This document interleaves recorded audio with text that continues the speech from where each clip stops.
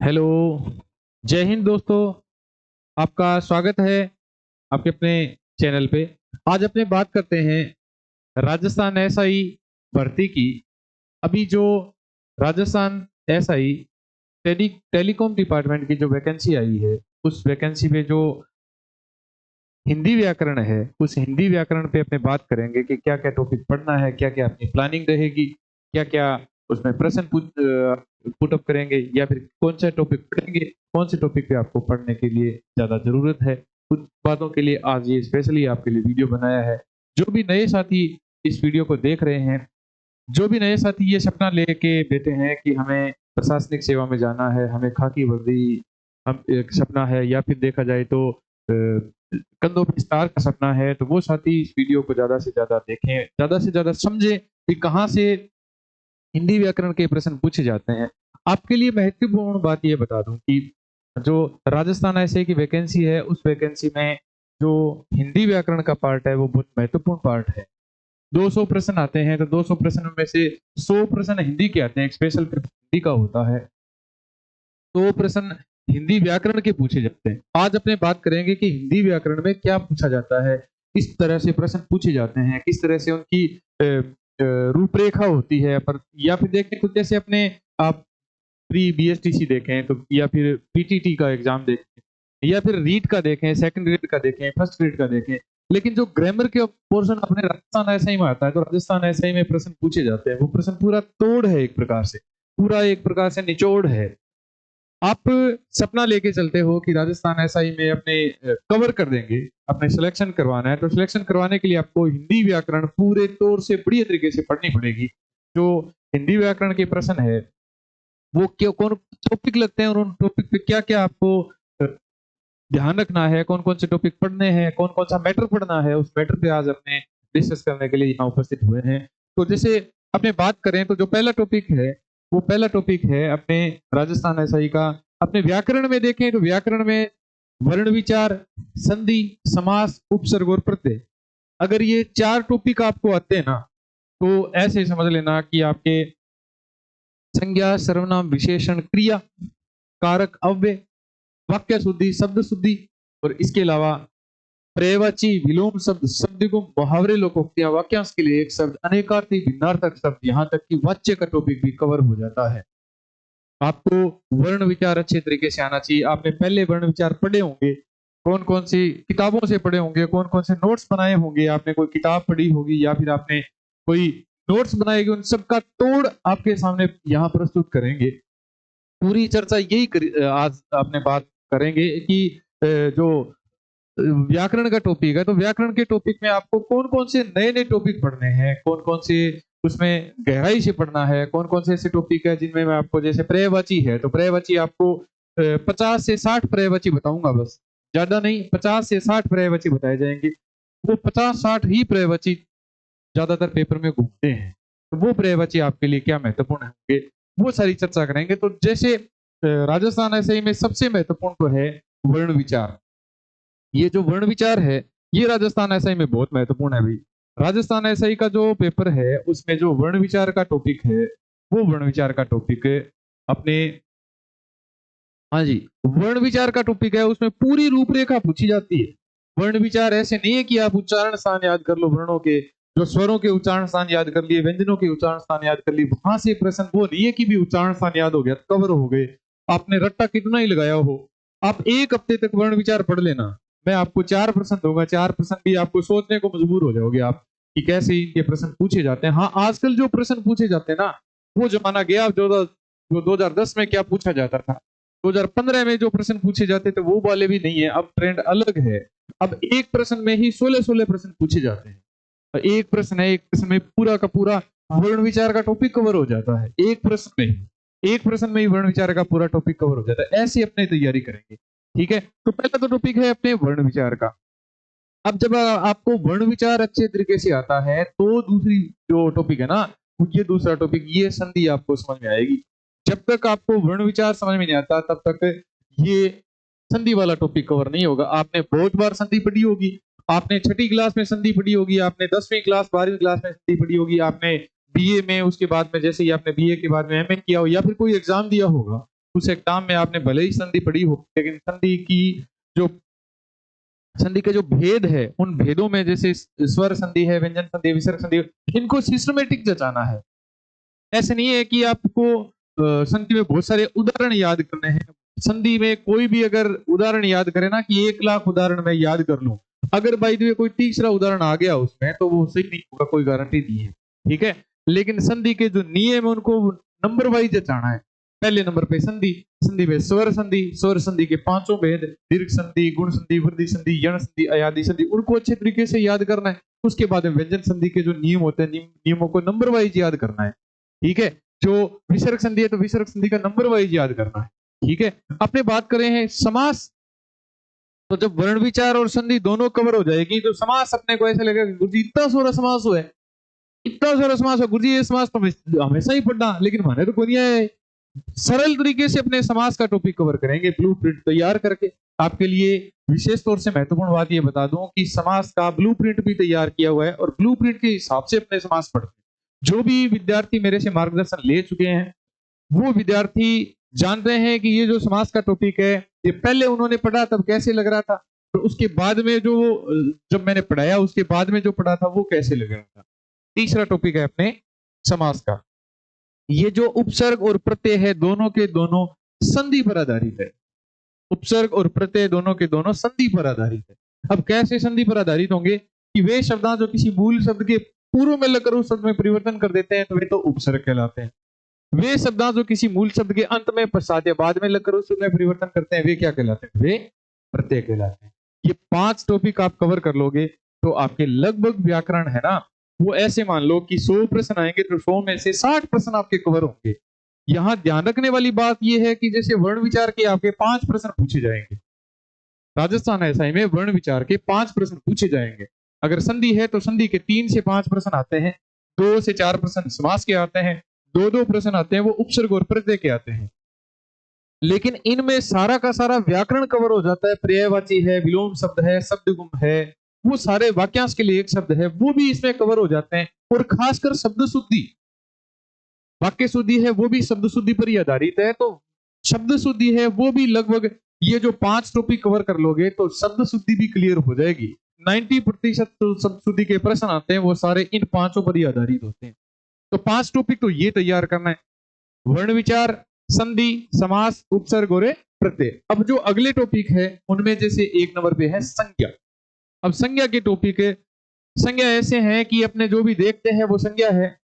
घर का नाम, व्यक्ति का नाम, संसार में जितने भी मनुष्य, जो भी कुछ भी है संज्ञा का टॉपिक। तो संज्ञा में आजकल ऐसे नहीं आता भी गंगा में संज्ञा छांटिए, नदी में संज्ञा छांटिए, पहाड़ में संज्ञा छांटिए। आजकल प्रश्न आता है कि व्यक्तिवाचक संज्ञा से बनी भाववाचक संज्ञा बताइए, जातिवाचक संज्ञा से बनी भाववाचक संज्ञा बताइए, विशेषण से बनी भाववाचक संज्ञा बताइए, सर्वनाम से बनी भाववाचक संज्ञा बताइए। सर्वनाम शब्द है, भाववाचक संज्ञा से बना सर्वनाम। तो जो घुमाकर प्रश्न पूछे जाते हैं, ऐसे नहीं है कि सिर्फ आप एक संज्ञा का टॉपिक तैयार कर लोगे, उसके बाद में आप समास का टॉपिक तैयार करोगे, विशेषण का तैयार करोगे, उसके बाद में क्रिया का टॉपिक, उसके बाद में आप संज्ञा। इन सबको चारों को एक साथ पढ़ना पड़ेगा अपने को। संज्ञा, सर्वनाम, विशेषण और क्रिया, ये चारों टॉपिक साथ में पढ़ के, और ये जो अव्यय के टॉपिक है ये भी संज्ञा के आधार पर ही पूछे जाते हैं। आजकल ऐसे नहीं होता कि हाँ भी राम शब्द में संज्ञा बताइए कौन सी है, तो जैसे राम शब्द में संज्ञा है तो साधारण सी बात है व्यक्तिवाचक संज्ञा होगी, लेकिन ऐसे नहीं पूछा जाता आजकल पूछा जाता है घर घर में विभीषण पैदा हो गए, विभीषण शब्द में संज्ञा बताइए। तो विभीषण, सीधा विभीषण नहीं आता कि विभीषण में संज्ञा कौन सी होती है, घुमाकर प्रश्न आता है। ममता शब्द किससे बना शब्द है, ममता भले ही भाववाचक संज्ञा है, लेकिन किससे बनी भाववाचक संज्ञा है ये पूछी जाती है। संज्ञा से बनी भाववाचक संज्ञा है, सर्वनाम से बनी भाववाचक संज्ञा, विशेषण से बनी भाववाचक संज्ञा, या फिर क्रिया से बनी भाववाचक संज्ञा। संज्ञा वे शब्द होते हैं, अर्थात व्यक्ति, वस्तु, स्थान, गुण, भाव, अवस्था, जाति अथवा धर्म का बोध कराने वाले शब्दों को संज्ञा कहते हैं। संज्ञा के स्थान पर काम आने वाले शब्दों को सर्वनाम कहते हैं। संज्ञा सर्वनाम की विशेषता बताने वाले शब्दों को विशेषण कहा जाता है। किसी कार्य का करना अथवा होना पाया जाए वो क्रिया है। कर्म के आधार पर ये क्रिया के भेद है वो बहुत बार पूछे जाते हैं, बहुत बार पेपर में आता है। तो 2 प्रश्न तो आपके यही आएंगे कि सकर्मक क्रिया छांटिए, अकर्मक क्रिया छांटिए, या फिर सकर्मक क्रिया का उदाहरण नहीं है, या फिर अकर्मक क्रिया का उदाहरण नहीं। तो जो क्रिया के प्रश्न है वो पूछे जाते हैं। जो अव्यय है वे शब्द जिनका लिंग वचन एवं कारक चिन्हों के आधार पर कोई परिवर्तन नहीं होता, अर्थात जिनमें व्यय नहीं होता, अव्यय शब्द है, और अव्यय के स्थान पर ये पूछा जाता है अविकारी शब्द। ठीक है, अविकारी शब्द, ये तो अविकारी शब्द क्यों है? क्योंकि इनका कोई व्यय नहीं होता, तो ये चारों के चारों ये क्या है? तो ये विकारी शब्द है। ऐसे भी प्रश्न आते हैं। तो अपने शुरू में बात की थी, एक तो वर्ण विचार, उसके बाद में संधि, समास, उपसर्ग और प्रत्यय, 5 टॉपिक तो वो हो गए। संज्ञा, सर्वनाम, विशेषण, क्रिया, और क्रिया के साथ में लग रहा है अव्यय। ठीक है ना, 5 और 5 10 टॉपिक हो गए। अपने बात करते हैं वाच्य। ये जो वाच्य है ये सारे के सारे क्रिया पर आधारित। अब कैसे क्रिया पर आधारित है? वाच्य के प्रश्न आएंगे 5, और मैं आपको पूरा विश्वास दिला के कहता हूं कि एक पेज ही करवाऊंगा वाच्य का। वाच्य में सिर्फ एक पेज करवाऊंगा, और एक पेज में से ही भले ही वाक्य के 5 वाच्य के 5 प्रश्न आएंगे, भले ही वाच्य के 50 प्रश्न आए, भले ही आप वाच्य से 100 वाक्य बना लो, लेकिन उस एक पेज में नहीं होंगे। बशर्ते ये है कि आपको क्रिया का टॉपिक अच्छे से आना चाहिए। अगर क्रिया का टॉपिक अच्छे से आता है तो आपको वाच्य का टॉपिक भी अच्छे से आता है। आपको क्या है कि ऐसे नहीं है कि जहां कहीं से भी जो भी नोट्स मिले वो नोट्स तैयार करके आप वो नोट्स ले लो, उसमें से ऐड कर लो, उसमें से ऐड कर लो, उसमें से ऐड कर लो। ऐसे नहीं है, आपको एकदम संक्षिप्त नोट्स दूंगा। इसके अलावा ये जो उदाहरण है, उदाहरण के लिए आपको प्रत्येक टॉपिक के 10 10 15 15 20 20 प्रश्न है वो एमसीक्यूज में दूंगा। और इसके अलावा जैसे जो भी टॉपिक है उसके लिए एक्स्ट्रा अगर वीडियो बनाना पड़ेगा तो वो वीडियो बना के भी आपको एक्स्ट्रा साथ साथ में ऐप में उपलब्ध करवा देंगे। आपकी जानकारी के लिए बता दें कि ये क्लास आप अगर आप कहीं भी देख रहे हो तो ये जो ऐप पे क्लास है ना, तो ऐप पे एक्स्ट्रा जो भी एमसीक्यूज जितने भी है तो एमसीक्यूज के एक्स्ट्रा भी वीडियो बना के आपको प्रोवाइड करवा देंगे फ्री में।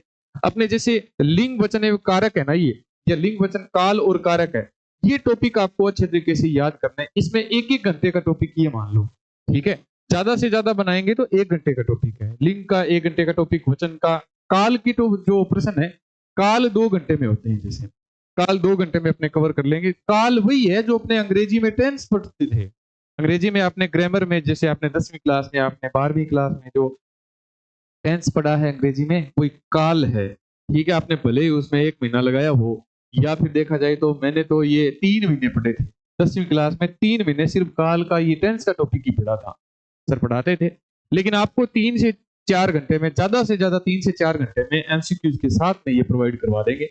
ये जो कारक का टॉपिक है, कारक का टॉपिक भी बहुत महत्वपूर्ण है। कारक के टॉपिक में सामान्य प्रश्न आता है, भी कर्ता क्रम को करण से संप्रदान को क्रिया प्रदान से अधिकरण में भी परसंबंध काके की संबोधन है वो, अरे वैसे नहीं है, अंदर भेद पूछा जाता है। वह जन्मांध है तो जन्मांध है ये पूछा जाता है। तो साथ साथ में ये जो कारक है, ये कारक संबंधित है तत्पुरुष समास के। तत्पुरुष समास में जहां जो विशेषता है वो विशेषता कारकों की तो है, एक तो कर्ता कारक और एक संबोधन कारक नहीं होता, बाकी सारे के सारे कारक है वो तत्पुरुष समास में होते हैं। तो 5 और 5 10 टॉपिक हो गए। वाच्य, लिंग, वचन, काल एवं कारक, ये 15 टॉपिक है। अब जो अपने बात करते हैं वो बात करते हैं वाक्य के विचार, सॉरी वाक्य विचार में वाक्य के प्रकार। ठीक है, जैसे रचना के आधार पर वाक्य कौन कौन से होते हैं, सरल वाक्य, संयुक्त वाक्य, मिश्र वाक्य। तो इनके आधार पर जैसे मिश्र वाक्य है तो मिश्र वाक्य के अंदर भेद पूछे जाते हैं। सरल वाक्य, संयुक्त वाक्य के साधारण प्रश्न पूछे जाते हैं। साधारण वाक्य, सरल वाक्य, जो संयुक्त वाक्य होगा तो उसमें वाक्य है तो वाक्य की एक रूपरेखा होगी, तो उस वाक्य में सिर्फ सरल वाक्य और संयुक्त वाक्य तो सीधा सही पूछ लिया जाता है। लेकिन ये जो मिश्र वाक्य है इसके उपभेद भी पूछे जाते हैं, और खासकर आजकल ट्रेनिंग में प्रश्न है वो मिश्र वाक्य के अंदर उपभेद, जैसे क्रियाश्रित उपवाक्य, सर्वनामाश्रित उपवाक्य, ऐसे तो इनके अंदर भेद है। विशेषणाश्रित उपवाक्य, जो अपने 15 टॉपिक तो वो किए हैं। वाक्य विचार में वाक्य के प्रकार हो जाएंगे। ठीक है, अब जो देखें तो शब्द शुद्धि और वाक्य शुद्धि, ये जो शब्द शुद्धि है ये शुरू के 5 टॉपिक पर आधारित है। वर्ण विचार, संधि, समास, उपसर्ग और प्रत्यय, आपने 5 टॉपिक कर लिए, आपकी ये भी कवर हो जाएगी। ठीक है, अब कुछ बचेगी, उसमें वर्तनी के आधार पर शुद्ध वाक्य छांटिए तो वो शब्द शुद्धि ही है। इसके अलावा अनुपयुक्त शब्द संबंधी शुद्धियां, अनावश्यक शब्द संबंधी शुद्धियां, क्रमभंग संबंधी शुद्धियां, या फिर संज्ञा, सर्वनाम, विशेषण, क्रिया, कारक, अव्यय संबंधी शुद्धियां, लिंग, वचन, काल संबंधी शुद्धियां, तो वो सारी की बाद में शुद्धियां हो जाती है। पहले तो महत्वपूर्ण को है वर्तनी संबंधी शुद्धि है, वो सारी की सारी शब्द शुद्धि ही है। ठीक है, तो वाक्य शुद्धि है वो शब्द शुद्धि के आधार पर ही होती है। अब अपने बात करते हैं पर्यायवाची, विलोम शब्द, शब्दयुग्मक और वाक्यांश के लिए एक शब्द। जो वन वर्ड है अंग्रेजी में, वही वाक्यांश के लिए एक शब्द है। शब्दयुग्मक टॉपिक है ना, ये साथ साथ में अपने पढ़ते चलेंगे। ये शब्दयुग्मक का टॉपिक ऐसा है कि इसमें सिर्फ एक हलंत, एक अनुस्वार हट गया। जैसे एक ये हंस है और एक ये हंस है, बात तो सिर्फ अनुस्वार की जगह चंद्र बिंदु लगाने की है। एक तो ये जगत है और एक ये जगत है, बात तो सिर्फ एक हलन हटाने की है और कुछ नहीं है। सिर्फ हलन हटाने की बात है, लेकिन अर्थ का अनर्थ हो जाता है, दूसरा अर्थ बनने लग जाता है। इस जगत का अर्थ तो होता है संसार, इसका अर्थ होता है कुएं की मुंडेर या फिर कुएं पर बना हुआ चबूतरा। ये हंस का मतलब तो होता है पक्षी विशेष, मराल चक जो पक्षी होता है एक वो, और इस हंस का अर्थ हंसना हो जाएगा। देखो, अनुस्वार की जगह चंद्र बिंदु लगाए, अर्थ का अनर्थ हो गया। देखो, यहाँ हलंत लगाए और हलंत लगने के कारण अर्थ का अनर्थ हो गया। ये महत्वपूर्ण टॉपिक है। विलोम शब्दों जो पर्यायवाची है वो सारे के सारे अपने संधि समास उपसर्ग प्रत्यय में ही करते चलेंगे। अब अपने बात करते हैं आगे जो टॉपिक चलते हैं मुहावरे लोकोक्तियां। आपको कुछ पीडीएफ दूंगा मैं, उन पीडीएफ में ही मुहावरे लोकोक्ति कवर हो जाएंगे। अनेकार्थी शब्द है, ये अनेकार्थी शब्द जैसे अब की बार पूछा गया था, ये स्कूल व्याख्याता में पूछा गया था द्विज। जैसे ये हरी शब्द है, ऐसे शब्द पेपर में आते हैं आजकल। ठीक है, तो ये जो एक ही नीलकंठ शब्द है, जैसे नीलकंठ शब्द है, तो नीलकंठ शब्द में नीलकंठ शब्द के बहुत सारे पर्यायवाची होते हैं, बहुत सारे पर्यायवाची होते हैं। इसका मतलब जो नीलकंठ शिव को भी बोलते हैं, नीलकंठ मोर को भी बोलते हैं, नीलकंठ है ये नीलटास पक्षी को भी बोलते हैं, तो वो वाले पेपर में पूछे जाते हैं आजकल। ठीक है, प्रशासनिक शब्दावली है, तो प्रशासनिक शब्दावली की भी आपको मैं पीडीएफ प्रोवाइड करवा दूंगा, वो ही याद रखना। उनके जो अर्थ है खासकर वो अर्थ आपने साथ साथ में कवर करते चलेंगे। ठीक है, तो मूल तौर से अपने देखें तो शुरू में बात करें तो शुरू में सिर्फ वर्ण विचार ही है। ठीक है ना, वर्ण विचार का टॉपिक ऐसा है कि वर्ण विचार से संधि, वर्ण विचार से समास, वर्ण विचार से उपसर्ग, वर्ण विचार से प्रत्यय, ये सारे कवर हो जाएंगे।